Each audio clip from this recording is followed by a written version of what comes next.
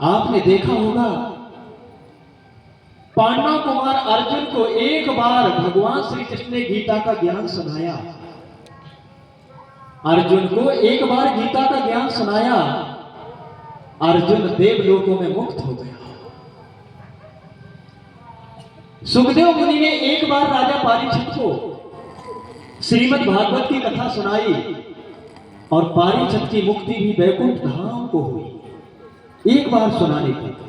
आज ना जाने कितने धर्म फैले हुए हैं, कितने धर्म प्रचारक फैले हुए हैं, लेकिन मुक्ति की तो बात बहुत दूर है, लोगों के आचरण भी नहीं सुधर रहे हैं। बोलो सदगुरु महाराज की जय।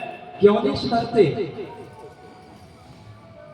क्योंकि जब हमारा गुरु तेजस्वी होगा तो हमारे हृदय के अंदर वो तेज स्थापित होगा, और गुरु यदि लोभी होगा।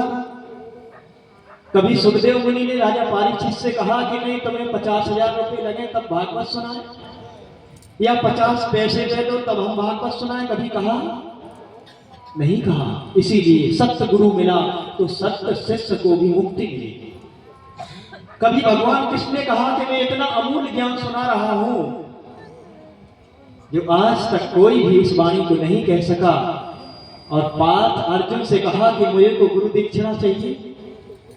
नहीं, पर अर्जुन ने क्या दिया वो आप जानते हो। गुरु तो ऐसा चाहिए शिष्य से कुछ ना ले, और शिष्य तो ऐसा चाहिए जो गुरु को सब कुछ दे। कहने लगे हे धनी कन्हैया, मैंने तुम्हारे जब विराट स्वरूप को देखा तो ऐसा कोई भी देव शक्ति नहीं है जो तुम्हारे अंदर ना हो। तुम्हारी पूजा करने पर हमारी सबकी पूजा हो जाती है। मेरे को पता चल गया सारी चीज तो तुम्हारे ही अंदर है, हमें कहीं अलग भटकने की जरूरत नहीं है। और कहने लगे इतना ही नहीं, तुमेव माता चा पिता, तुमेव बंधु चा सखा, तुमेव विद्या द्रविणम, तुमेव सर्वमम देव देव।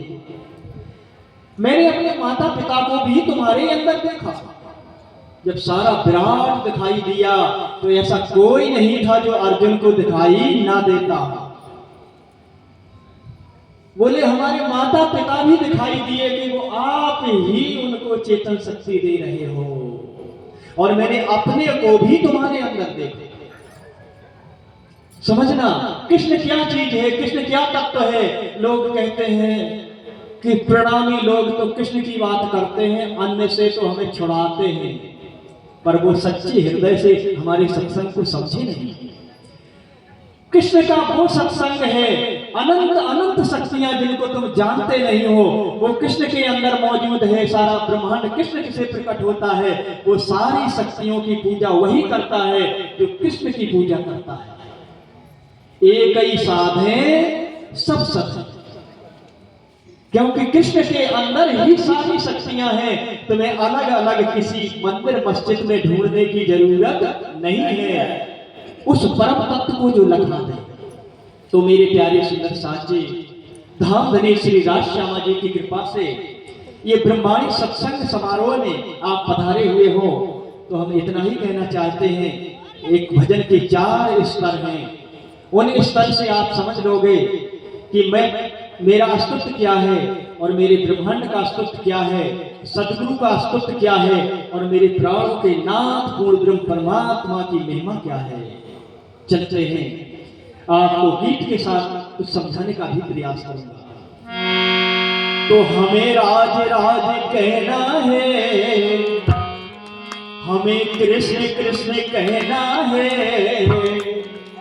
दिन 4 का रहना है।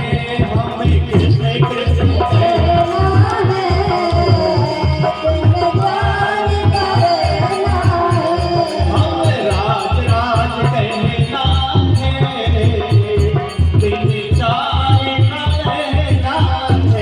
हमें राज राज कहना है, दिन 4 का रहना है। हमें राज राज क्यों कहना है? आप हमारी पंक्तियों पर ध्यान देना कि याद ही आंखों को ठिकानो, याद ही आंखों को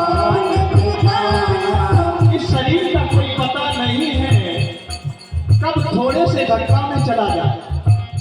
कोई थोड़ी सी टेंशन का धक्का लग गया और व्यक्ति चला जाता। किसी को थोड़ी बीमारी का धक्का लग गया, चला जाता है। किसी को बाहर का धक्का लग गया, वो चला जाता है। तो याद ही को कौन ठिकानो,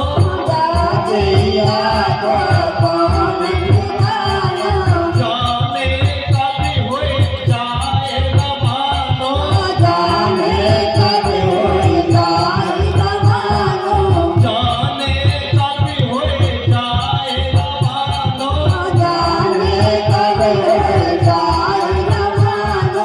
हरिता से हिलने रहना है, विचार करना है।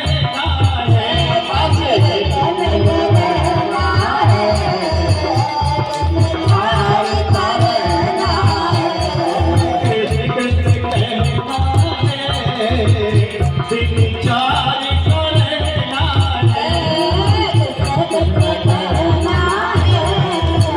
विचार करना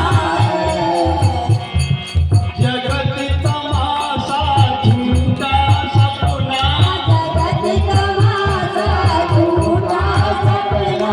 अभी तो हम अपने शरीर को देख रहे थे कि शरीर का अस्तित्व क्या है, इसका भी कोई भरोसा नहीं है।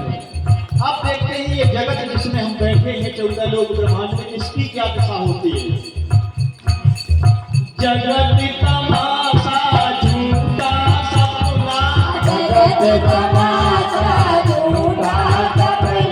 यहाँ नहीं है कोई अपना, यहाँ नहीं है कोई अपना।